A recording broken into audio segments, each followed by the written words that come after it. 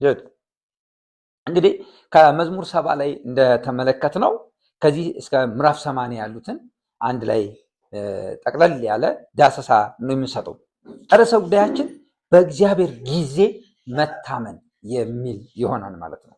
በእግዚአብሔር ጊዜ መታመን። ይህንን በምትመለከቱበት ጊዜ ሰው በሰው ልጆች ህይወት አጠቃላይ ስትመለከቱ ወይም ስናስተውል የምንረዳው ነገር አለ። ሰው በግሉ የተለያዩ ችግሮች የሚገጥሙት ፍጥረት እንደሆነ እንገነዘባለን። እንግዲህ ከዚህ እንደምትመለከቱት ርዕሴን ስነግራችሁ በእግዚአብሔር ጊዜ መታመን ያልነው ለምንድን ነው ብትሉ ሰው በችግር ጊዜ ፈጣን መልስ እንደሚፈልግ እናያለን። እዚህ ላይ ሰው ችግር ውስጥ ሲገባ የተለያዩ ተግዳሮቶች ሲገጥሙት ፈጣን የሆነ መልስ ይፈልጋል ማለት ነው። ነገር ግን እግዚአብሔር በራሱ ጊዜ ነው የሚሰራው። ሰው ችግር ውስጥ ሲሆን ፈጣን እርዳታ፣ ፈጣን እገዛ፣ ፈጣን የሆነ መልስ ከእግዚአብሔር ቢጠይቅም አምላካችን እግዚአብሔር ግን የሚሰራው በእርሱ ጊዜ መሆኑን ለማሳየት ነው። እንግዲህ ለዚህ ነው ርዕሳችን ምን አለን?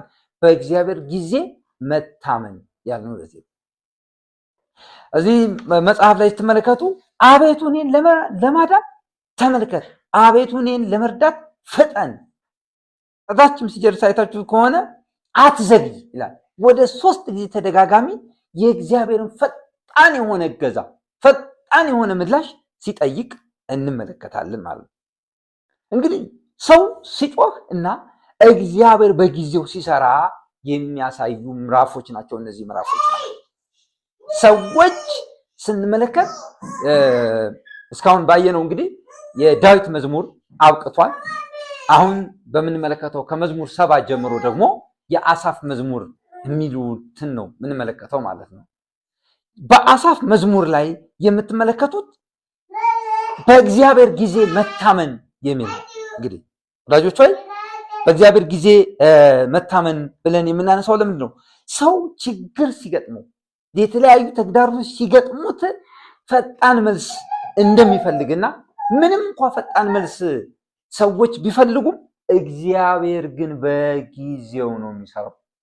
ለዚህም መክብብ ማየታችሁ ከሆነ ነገርን ሁሉ በጊዜው ውብ አድርጎ ሰራው የሚል ቃል እናገኛለን ማለት ነው። እና እነዚህ ምዕራፎች ምዕራፍ 70 ጀምረን እስከ 80 ያሉትን ስታጠኑ በማስተዋል ካየናቸው የሰው ጩኸት፣ የሰው የእርዳታ ጥሪ፣ የሰው ወደ እግዚአብሔር መጮህና እግዚአብሔር ደግሞ በጊዜው ሲሰራ የሚያሳዩን ምዕራፎች ናቸው ማለት ነው። በሌላ ቋንቋ በሌላ አገላለጽ ምንድነው እያልክ ያለው ብትሉ እግዚአብሔር አይዘገይም፣ ትክክለኛውን ጊዜ ስለሚጠቀም እንጂ።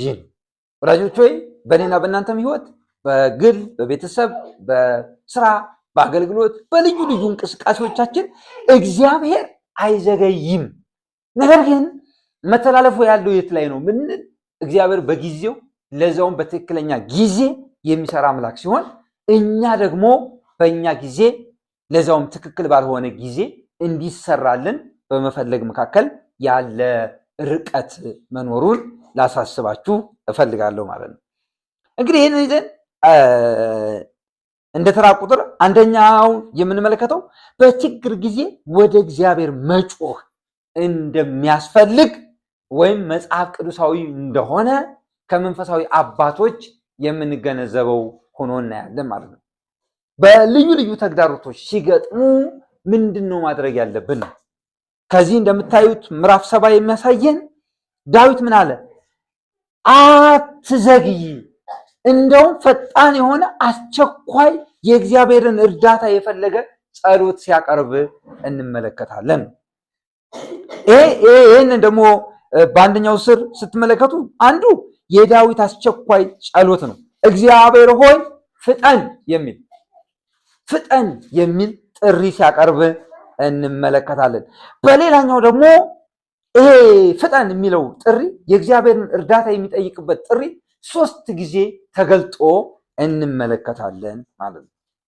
የሚሰሙ ሰዎችን እንኳን አታውቁ። እንግዲህ አንደኛው ምን አለን? በተግዳሮት ወቅት ወደ እግዚአብሔር መጮህ የሚለው ወዳጆቼ መጽሐፍ ቅዱሳዊ መሆኑን ደግሞም ከእግዚአብሔር ሰዎች መመሪያ መኖሩን የምናይ ሆኖ እናገኛለን። ከዚህ ማን አለ ለምሳሌ ብንል ዳዊት ሲጸልይ ሲጮህ እንመለከታለን አለን። ይህም ብቻ አይደለም፣ 3 ጊዜ መደጋገሙ ትኩረቱ የምዕራፉ ዋና ጉዳይ መሆኑን እናያለን። 3 ጊዜ ተደጋግሟን ብያችኋለሁ። የቱ ጋር ነው ያለው? መጽሐፍ ቅዱስ ይዛችኋል፣ መመልከት የእናንተ ኃላፊነት ይሆናል ማለት ነው።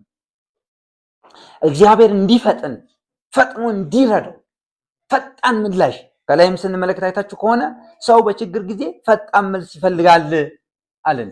ነገር ግን እግዚአብሔር በራሱ ፍጹም በሆነው ጊዜ ነው የሚሰራው ነው። የኛም እርዳታ መጠየቅ የኛም መቸኮል አስፈላጊ ነው። የእግዚአብሔርም ደግሞ በጊዜው መስራት አስፈላጊ ነው። እዛ መሃል ያለውን ርቀት የሚያስታርቀው ራሱ እግዚአብሔር መሆኑን የምንመለከት ይሆናል ማለት ነው።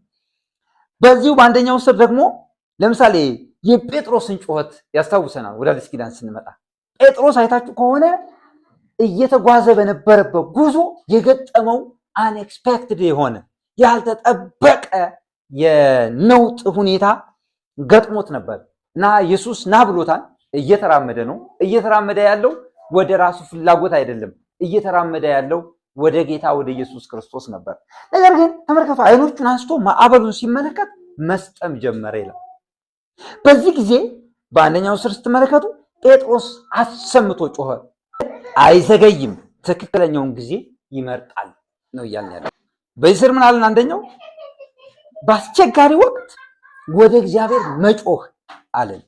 መዝሙር 70 የዚህ ማሳያ ማን ነው? የዳዊት አስቸኳይ ጸሎት ሆኖ እናያለን። ይህ ወይም ፈጣን ምላሽ ጠብቆ ከእግዚአብሔር እርዳታ ጠብቆ ሲጸልይ ሲጮህ እግዚአብሔር ወይ ፍጠን የሚለውን 3 ጊዜ እንደጮኸ እንመለከታለን። ሌላኛውን ስትመለከቱ ጴጥሮስ ነው። ጴጥሮስ እንግዲህ ወደ ኢየሱስ እየሄደ ነው፣ እየተራመደ ነው። ማዕበሉ ግን ሲያስጨንቀው እና ሲያሰምጠው ተመለከትን። ይህም ብቻ አይደለም፣ በዚህ ወቅት ለሚያሰጥመው ነገር እጅ ሲሰጥ አይደለም የምናየው። ምን አለ? በዚህ አስቸጋሪ ሰዓት ጴጥሮስ ያለው ነገር ቢኖር ታስታውሳላችሁ? ምን እንዳለ? እርዳኝ አለ። ጌታ ሆይ አድነኝ ብሎ ወደ ጌታ ወደ ኢየሱስ ሲጮህ እንመለከታለን። የማቴዎስ ወንጌል ምዕራፍ 14 ቁጥር 30 ላይ ማየት ትችላላችሁ። ጌታን ሲጠራው እንመለከታለን። እያልክ ያለሁ ምንድን ነው ብትሉኝ፣ በአስቸጋሪ ወቅት ወደ እግዚአብሔር መጮህ መጽሐፍ ቅዱሳዊ ነው፣ መንፈሳዊ ነው። በዚህ መርህ የተጓዙ ለእኔና ለእናንተ ምሳሌ የሚሆኑ ሰዎች አሉ። ነገር ግን ሁለት ክላሽ የሚያደርግ የሚመስል ነገር አለ። የኛ ፈጣን እርዳታ ፍለጋና እግዚአብሔር በጊዜው የሚሰራበት እዛ መሃል ያለውን ሩም የምናውቀው እኛ አይደለንም፣ የሚያውቀው እግዚአብሔር ነው። እኛ ፈጣን እርዳታ ፈልገን ነው የምንጮኸው፣ እግዚአብሔር ደግሞ በጊዜው ነው የሚሰራው። እዛ መሃል ያለውን ጋፕ የሚሞላው ራሱ እግዚአብሔር እንጂ እኛ አይደለንም። ሰው ወፍቱ ክራይ በቃ ምን ማድረግ አለብን? መጮህ አለብን፣ መጣራት አለብን የሚለውን ያሳስባችሁ እፈልጋለሁ። የዚህ በአስቸጋሪ ወቅት ወደ እግዚአብሔር መጮህ የሚለው ዋና ትምህርቱ ምንድን ነው? ቴዎሎጂው ምንድን ነው? እዚህ ጋር ያለው ስነ መለኮት ምንድን ነው ካልን በችግር ጊዜ ወይም በአስጨናቂ ወቅት ወደ እግዚአብሔር መጮህ ተገቢ ነው የሚለው። ለምን ብትሉ እግዚአብሔር በችግር ጊዜ የሚረዳ ጸጋ ስለሚሰጥ። ዕብራውያን ላይ ምዕራፍ 4 ቁጥር 16 እንደዚሁ ቁጥር 15 16 ብትመለከቱ ወደ እግዚአብሔር መቅረብ እንዳለብን ይነግረናል። ለምን? የሚረዳ ጸጋ ያለው እሱ ነው። ትምህርቱ ምንድነው ስንል በጭንቅ ወቅት፣ በአስቸጋሪ ወቅት፣ ዓለም አቀፋዊ ሀገር አቀፋዊ ኪዮስ የበዛበት በሚመስል ወቅት ምን ያስፈልጋል? ወደ እግዚአብሔር መጮህ ይገባል። እንደ ግል፣ እንደ ቤተሰብ፣ እንደ ሀገር ወደ እግዚአብሔር መጮህ ይገባል። ትምህርቱ ይሄ ነው። ወደ እግዚአብሔር በምንጮህበት ጊዜ እግዚአብሔር በችግር ጊዜ የሚረዳ ጸጋ እንደሚሰጥ ዕብራውያን ምዕራፍ 4 ስንመጣ ሁለተኛው ፖይንት የምናገኘው መዝሙር 71 ላይ ነው ማለት ነው። መዝሙር 71ን ማየት እንችላለን። ኤግዛምፕል ይሄ ክፍል አጠቃላይ የሚያሳየን እግዚአብሔር ብዙ ጊዜ ሰዎችን በመጠበቅ ሲመራቸው እንመለከታለን። እንዲጠብቁ በማድረግ ሲመራቸው እንመለከታለን። እንግዲህ የእግዚአብሔር ጊዜ የሚል ነው ሁለተኛው። አንደኛው ምን አለን? በችግር ጊዜ ወደ እግዚአብሔር መጮህ ነው አለን። ሁለተኛው ላይ ስንመጣት የእግዚአብሔር የራሱ ፍጹም የሆነ ጊዜ አለው። የራሱ ጊዜ አለው፣ የሚሰራበት ጊዜ አለው። በዚህ ስር ስትመለከቱ መዝሙር 71ን ብታዩ እግዚአብሔር ብዙ ጊዜ ሰዎችን በመጠበቅ ሲመራቸው እንመለከታለን። እዚህ ምዕራፍ አንዱ እነማንን ነው የሚያስታውሰን ብትሉ በሁለተኛው ስር ዮሴፍ ለምሳሌ ሲጠብቅ ታያላችሁ። እግዚአብሔር ያሳየው ህልም አለ፣ እግዚአብሔር ያሳየው ራእይ አለ። ራእዩ ወደ ፉልፊልመንት እስኪመጣ እግዚአብሔር የተናገረው ነገር ወደ እውነታ እስኪመጣ ድረስ ምን ሲያደርግ እንመለከታለን? ሲጠብቅ። በመዝሙረ ዳዊት መጽሐፍ አጠቃላይ ያ ቃል እንደፈተነው ቃል እስኪመጣለት ድረስ ቃሉ ፈተነው የሚል እናገኛለን ማለት ነው። እንግዲህ እስር ቤት ውስጥ ጠብቋል። ተመልከቱ ዮሴፍን። እንደዚሁም ደግሞ ከወንድሞቹ ጋር ሰላም እስኪፈጥር ድረስ ጠብቋል። የእግዚአብሔርን ጊዜ ጠብቋል። ከእግዚአብሔር ጊዜ የተነሳ በመጨረሻ እግዚአብሔር ሁለተኛ መሪ ወይም ደግሞ በአሁኑ ዘመን አጠራር ጠቅላይ ሚኒስተር ወደሚሆንበት ፖዚሽን አምጥቶታል ማለት ነው። እና እግዚአብሔር መጮህ የኛ ድርሻ ነው። በመጠበቅ መምራት ደግሞ የእግዚአብሔር ነው።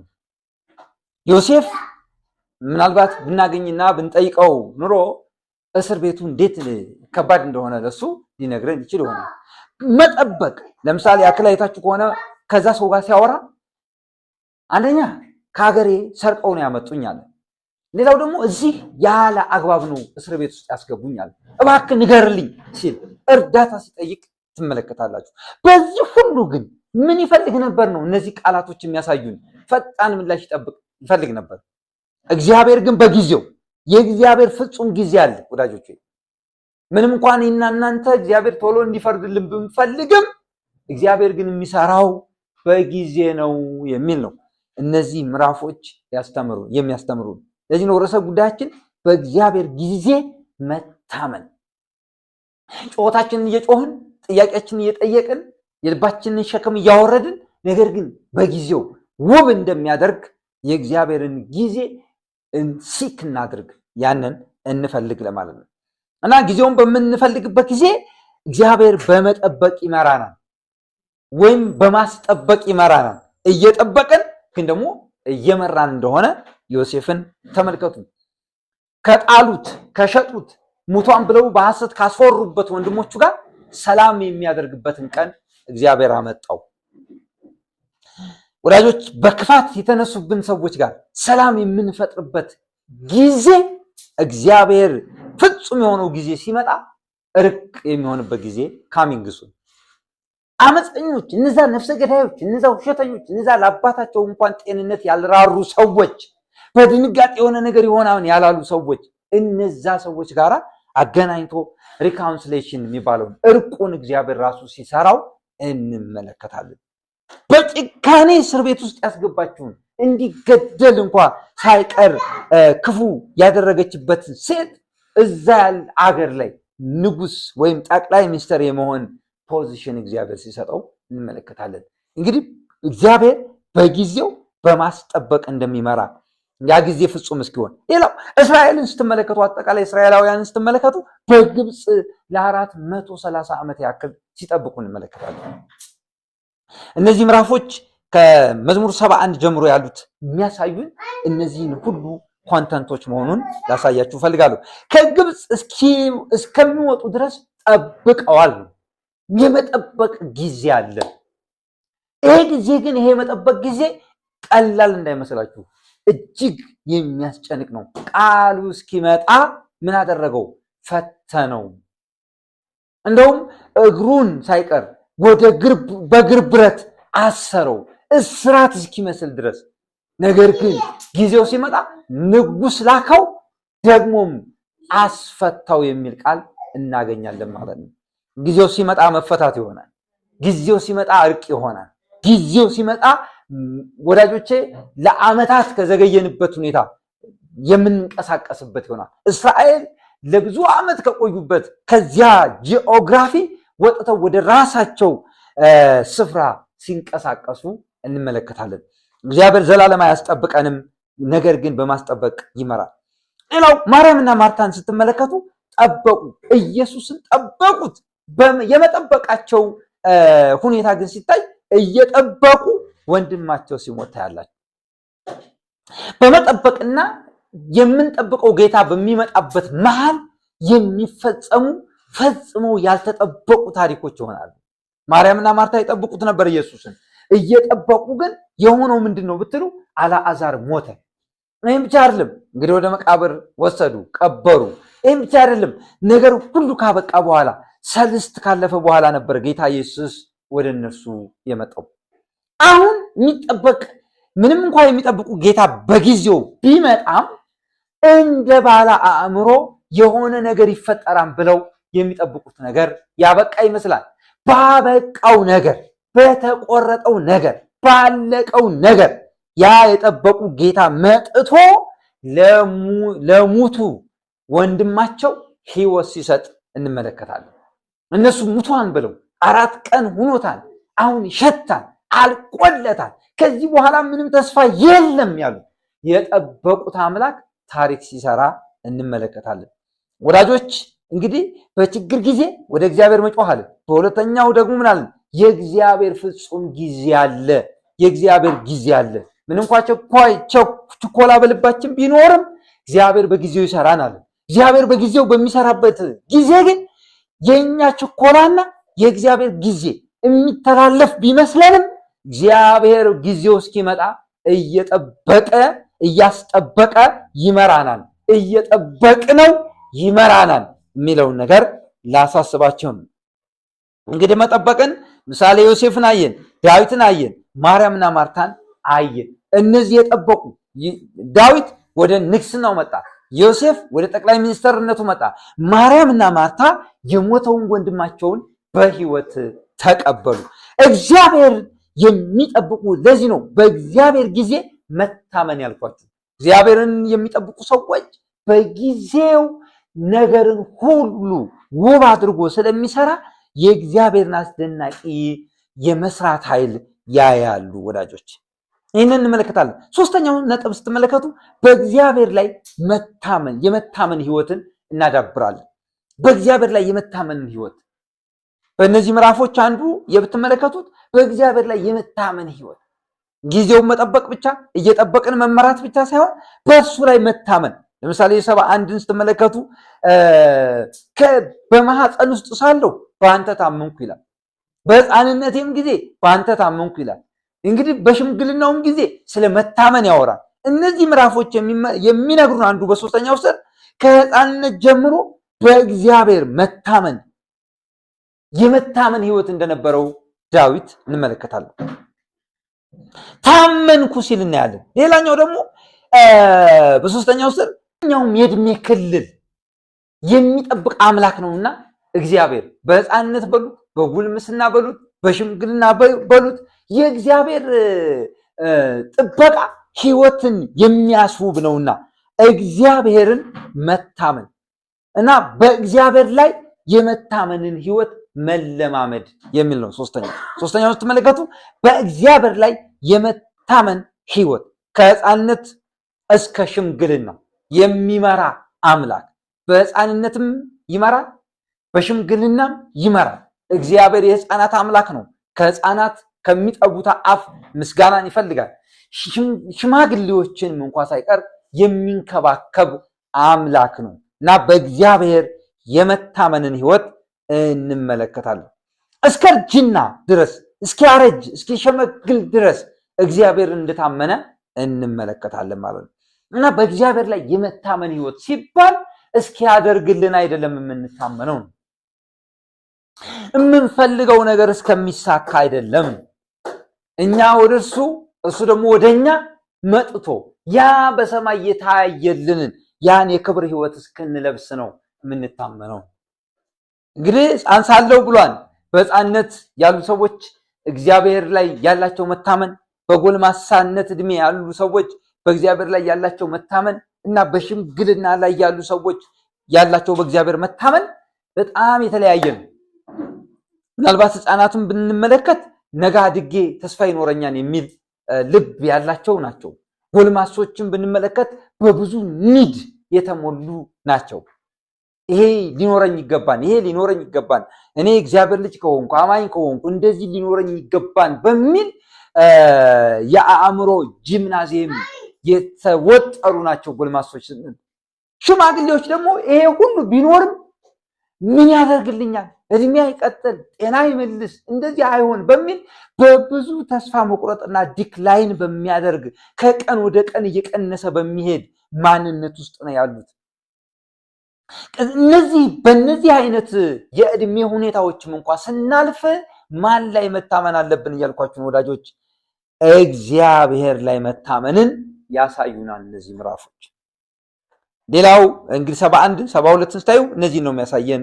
አራተኛውን ስትመለከቱ የክፎች ስኬት የሚያመጣው ፈተና፣ ያማኝ ፈተና ከክፎች ስኬት ጋር ራስን የማወዳደር ፈተና ነው። መዝሙር 73 ላይ ነው ይሄንን የምትመለከቱ። አሳፍ እየዘመረ የተለያዩ ጥያቄዎችን ያቀረበ ምን እያለ እንመለከተዋለን። በዚህ ሁሉ ግን መዝሙር 73 ላይ ሲደርስ የእግዚአብሔርን ቸርነት ያስቀደመ ቢሆንም እግዚአብሔር ቸር ነው የሚል ንግግር የተናገረ ቢሆንም እንኳን ክፎች እየተሳካላቸው እስራኤል እንደ ሀገር አልተሳካላትም።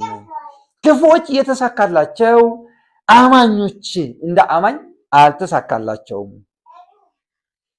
ክፎች እየተሳካላቸው ካህናት፣ የእግዚአብሔር ፋሚሊዎች፣ የእግዚአብሔር የቅርብ ሰዎች እየተሳካላቸው አይደለም የሚል የአሳፍ ጥያቄ 4.1 ላይ የምንመለከተው ሆኖ እናያለን ማለት ነው። ሲጠይቅ ታያላችሁ፣ ይጠይቃል እና የክፎች ስኬት ይህንን ሰው የዚህን ሰው እምነት ሲፈትነው ትመለከታላችሁ። እና እግሬ ሊንሸራተት ነው፣ ሊወድቅ ነው፣ ትንሽ ቀረኝ ብሎ ሲንገዳገድ እንመለከታለን። የሚገርም ነገር ነው። ጻድቃን በብዙ ፈተና፣ የልብ ፈተና፣ መንፈሳዊ ፈተና፣ ኢኮኖሚያዊ ፈተና፣ የተለያዩ ማህበራዊ ፈተና ይገጥማቸዋል። ሌሎች ግን እንደፈለጉ ሲሆኑ በጤንነት፣ በኢኮኖሚ የተለያየ የሚታይ ውጫዊ ሁኔታ ሳክሰስፉል ሆነው ሲንቀሳቀሱ የሚያሳይ ምዕራፍ ነው ምዕራፍ 73 ማለት ነው።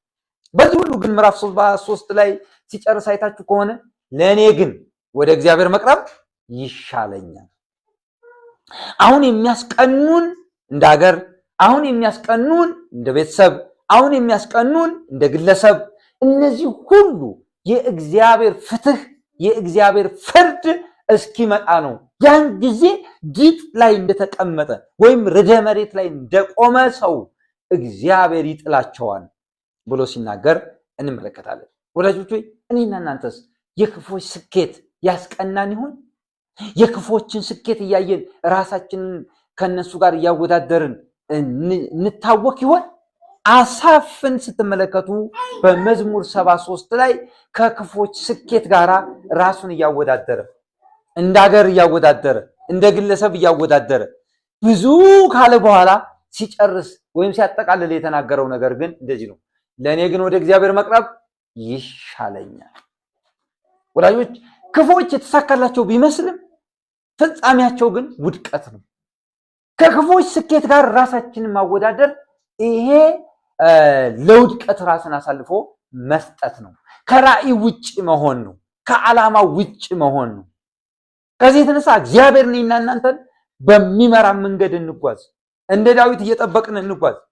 እንደ ዮሴፍ እየጠበቅን እንጓዝ። እንደ ማርያምና እንደ ማርታ እየጠበቅን እንጓዝ እንጂ ራሳችንን ከሌሎች ጋር የምናወዳድር ከሆነ ያ ነገር መልሶ እኛን ቻሌንጅ ያደርገናል ማለት ነው። አራተኛው 4.2ን ስትመለከቱ የተለወጠ ነጥቡ ሲለወጥ ወይም ሐሳቡን ሲለውጥ የምንመለከተው ወደ መቅደስ በገባው ጊዜ ይላል እግዚአብሔር በድጥ ላይ እንደተቀመጡ ሲጥላቸው አየሁ የሚል ነገር ነው። እግዚአብሔር የፍትህ ቀን አለው። የፍትህ ቀን ቀጥሯል። የፍትህ ቀን ስለቀጠረ ወዳጆች ምናልባት ልባችሁ ለዚህ ቃል ከተከፈተ የማሳስባችሁ ራሳችንን ከሌሎች ጋር ከማወዳደር ይልቅ የእግዚአብሔርን ፍትህ እንጠብቅ። በራሳችን በእኛ ሁኔታ ራሱን እግዚአብሔር እናምልከው።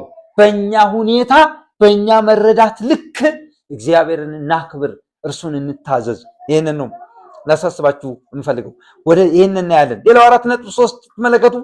የተረዳው እውነት ምንድን ነው? እግዚአብሔር ከሁሉ የበለጠ ርስቱ መሆኑን ተመለከተ። እግዚአብሔር በምድር ከሌለኝ ወይም በምድር እንዲኖረኝም ከምፈልገው ከዚህ ሁሉ የሚበልጥ ርስቴ ነው። በሰማይም ሆነ በምድር ካንተ ውጪ ምን እሻለሁ ሲል እንመለከታለን። መዝሙር 73 እንግዲህ እያነከሰ ያለ ባለ ራእይ እያነከሰ ያለ አንድ አማኝን በተስተካከለ ፖዚሽን በተስተካከለ አቋም እንዲቆም የሚያስተምር ትምህርት ነው። ምን ይሆን እኔና እናንተን እያንገዳገደን ያለው? እግዚአብሔር ከነገረን ነገር እግዚአብሔር ካሳየን ነገር እንድንገዳገድ እያደረገን ያለው ነገር ምን ይሆን?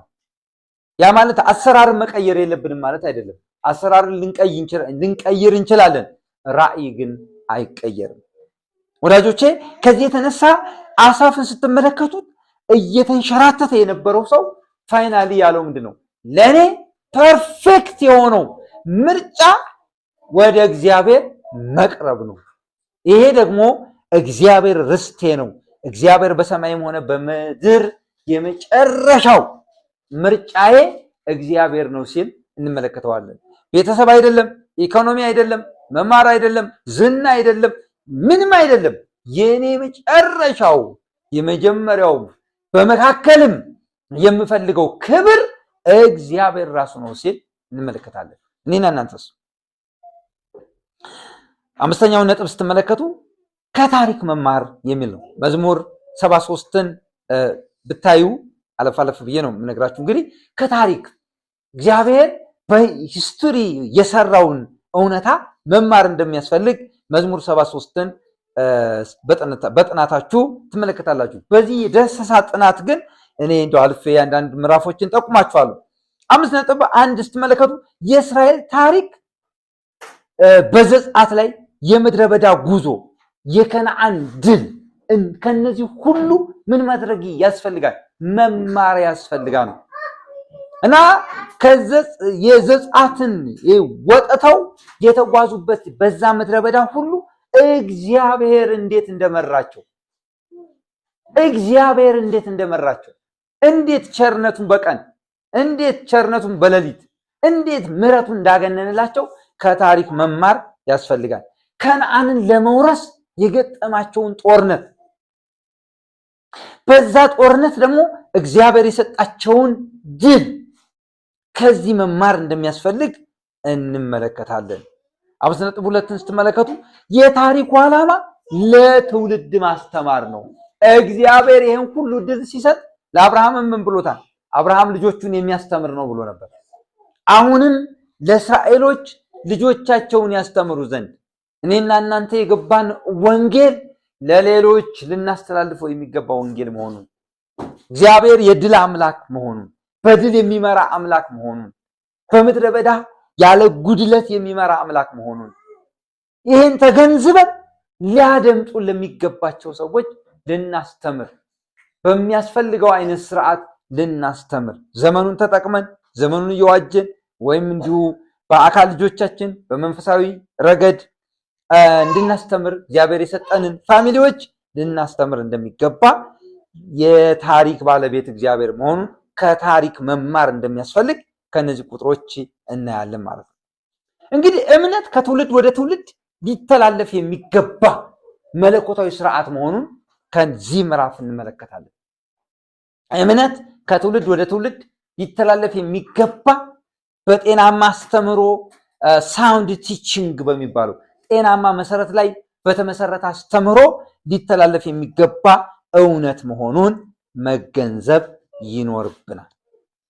ሌላኛውን ስትመለከቱ ወዳጆቼ ስድስተኛውን ነጥብ ብናይ ጥሩ ይመስለኛል። ለምሳሌ ያክል መዝሙር 75 እስከ 76 ያለውን አንድ ላይ ብትመለከቱ እግዚአብሔር ፈራጅ ነው። ቀድም ስለ እግዚአብሔር ፍርድ እየነገርኳችሁ ነበር። መዝሙር ምዕራፍ 75 እስከ በጣም ጥሩ ተመልከቱ። ስድስተኛው ምን አለ? እግዚአብሔር ፈራጅ ነው አለ። በይስር 6.1 ፍርድ እንግዲህ የእግዚአብሔር መገለጫ ነው። እግዚአብሔር ዳኛ መሆኑን የእግዚአብሔር ሰዎችም የሚጠብቁት ነገር ነው። ፍረድልኝ፣ ፍረድልን፣ ፍትህ ስጥ የሚሉ ጥያቄዎችን እዚህ ላይ እንመለከታለን ማለት ነው። ቢሆንም ፍርድን እኛ ልንወስነው አንችልም። ቢሆንም ተመልከቱ፣ ፍርድን እኛ ልንወስነው እንደዚህ አድርግ ብለን የእግዚአብሔርን እጅ ልንጠመዝዝ አንችልም። እዚህ ላይ ግን የምትመለከቱ በእነዚህ ሁለት ምዕራፎች እግዚአብሔር ፈራጅ መሆኑን ያሳዩናል ማለት ነው። 6.2 ላይ ስታዩ ፍርዱ በትክክለኛ ጊዜ ይመጣል። እግዚአብሔር ፈራጅ ስለሆነ እኛ የምንወስነው አይደለም። የእግዚአብሔርን ፈራጅነት እኛ የምናደርገው አይደለም እና ስትሉ እግዚአብሔር ራሱ ነው የሚፈርደው፣ በጊዜው ነው የሚፈርደው የሚለውን ላሳስባችሁ እፈልጋለሁ። ነገር ግን የእግዚአብሔር ፍርድ እስኪመጣ ድረስ ክፉዎች እንደፈለጉ ሲሆኑ ልብ ሊዝል ይችላል። አመፃ ሲስፋፋ ልብ ሊዝል ይችላል። የእግዚአብሔር ቤተ መቅደስ ሲፈርስ ልብ ሊዝል ይችላል። በዛ ጊዜ ቤተ መቅደሱን ሲያፈርሱ፣ ክፋትን ሲያደርጉ፣ የተለያዩ ሀገሮች መጥተው እስራኤልን ሲወሩ፣ እንደዛ ጭቆና ሲያካሂዱ እጅግ ይዝል ነበር። ዛሬም ኢፍትሐዊ ነገር በአማኞች ላይ በተለያየ ሀገር ወንጌል ሰባኪዎች ላይ ቤተ ክርስቲያን ላይ የሚደረገውን ነገር ስትመለከቱ ልብ የሚያዘል ነው። ነገር ግን ወዳጆቼ እግዚአብሔር የፍርድ ጊዜ አለው። እንጠብቅ፣ እንጸልይ። እግዚአብሔር እርሱን የተከተሉትን አላግባብ ደማቸውን የሚያፈሱ ሀገራትን፣ አላግባብ ደማቸውን የሚያፈሱ ግለሰቦችን የእግዚአብሔርን ልጅ ወንጌል፣ የመንግስት ወንጌል ይዘው የተሰማሩ ሰዎችን አላግባብ ህይወታቸውን የሚነጥቁ ሀገራት፣ ግለሰቦች እንደነዚህ አይነት ማህበረሰቦችን የሚቀጣበት የራሱ ጊዜ አለው ነው። ያን ጊዜ ግን እኛ ልናመጣው አንችልም። ጊዜውን የሚያመጣው እግዚአብሔር ነው። እግዚአብሔር ጊዜውን በሚያመጣ ጊዜ በእውነት ለንስሐ ዕድል እንዲሰጣቸው ጸሎታችን ነው። አለበለዚያ ግን የእግዚአብሔር ፍርድ መምጣቱ የማይቀር መሆኑን ነግራችሁ ፈልጋለሁ። ሰባተኛውና የመጨረሻውን ስትመለከቱ ከዚህ ነጥቦችን ሰፋ ያለ ምዕራፍ ስለሆነ ነው። ሰባተኛው እግዚአብሔር የሕዝቡ እረኛ መሆኑን መዝሙር 80 ላይ እንመለከታለን ማለት ነው። በዚህ 7.1 ላይ እስራኤል የእግዚአብሔር መንጋ መሆኑን ያሳየናል። የሕዝቡ እረኛ ነው ስንል ሕዝቡን ይጠብቃል። እግዚአብሔር ወንጌል ሰባኪዎችን ይጠብቃል። ለወንጌል ተልእኮ ይዘው በተለያየ ዓለም የተበተኑትን ይጠብቃል።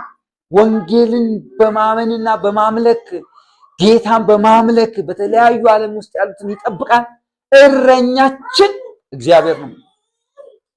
ስለዚህ ሕዝቡ እዚህ ጋር ስትመለከቱ እስራኤል የእግዚአብሔር መንጋ ሆኖ እንመለከታለን። አሁንም እግዚአብሔር የእስራኤል አምላክ ነው እናውቃለን።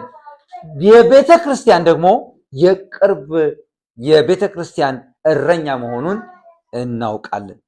ጌታ ኢየሱስ በጎቼ ድምፄን ይሰማሉ ብሎ ነግሮናል። የበጎቹ እረኛ ሕያው መሆኑን እናያለን። 7.2 ላይ ስትመለከቱ እግዚአብሔር ሕዝቡን ይመራል። መጋቢ ነው፣ ደግሞ መሪ ነው። እረኛ በመሆኑ የሚመግብ፣ መሪ በመሆኑ የሚመራ፣ ሕዝቡ ፍሬያማ መሆን እንዲችል ነው የሚመራው ነው። ወደ ፍሬያማነት ይመራናል። በአገልግሎታችን፣ በቤተሰቦቻችን፣ በምድር ላይ ባለን የተልእኮ ቆይታ ፍሬያማ እንድንሆን ይመራናል። ወዳጆች አስቸጋሪው ነገር ፍሬውን እኛ ስንመዝነውና ፍሬ እንድናፈራ የላከን አምላክ ሲመዝነው መለያየቱ ነው። እኛ በምንመዝንበት ጊዜ የምንመዝነው በዚህ በወደቀው አእምሮ ነው የምንመዝነው። እኛ የምንመዝነው በሰው ስርዓት ነው የምንመዝነው። እግዚአብሔር ሲመዝን ግን በእርሱ ልክ ነው የሚመዝነው። በጸጋው ነው የሚመዝነው። በሰጠበት ተልእኮ እና መንፈስ ነው የሚመዝነው። ወዳጆች። ስለዚህ እግዚአብሔር መንጋውን ይመራል፣ እግዚአብሔር መንጋውን ይጠብቃል። ይህም ብቻ አይደለም፣ የእግዚአብሔር ሕዝብ ፍሬያማ ይሆናል በኢየሱስ ስም። እና ስናጠቃልል በእነዚህ ምዕራፎች ወደ 10 የሚያክሉ ምዕራፎች ስትመለከቱ በችግር ጊዜ ወደ እግዚአብሔር መጮሃልን፣ እግዚአብሔር በጊዜው ደግሞ ይመልሳናል። ይህም ብቻ አይደለም፣ ከታሪክ መማር አለብን አለ። ሌላው እግዚአብሔር ፍትሃዊ ፈራጅ መሆኑን ማወቅ አለብን። ፍትሃዊ ፈራጅ ነው። እኔና እናንተ አሁን ካልፈረድክ ብለን ብንጎተጉተውም በጊዜው ነገርን ሁሉ ውብ አድርጎ የሚሰራ አምላክ መሆኑን ላስገነዝብ፣ ለራሴም ለቅዱሳንም ይህን እላለሁ። እግዚአብሔር የሚሰራው ሁሉ ትክክልና በትክክለኛው ጊዜ ነው የሚል ነው። ከነዚህ ምዕራፎች ስለነበረን ጊዜ ለአምላካችን ለእግዚአብሔር ክብርና ምስጋና ከዘላለም እስከ ዘላለም ይሁን፣ አሜን።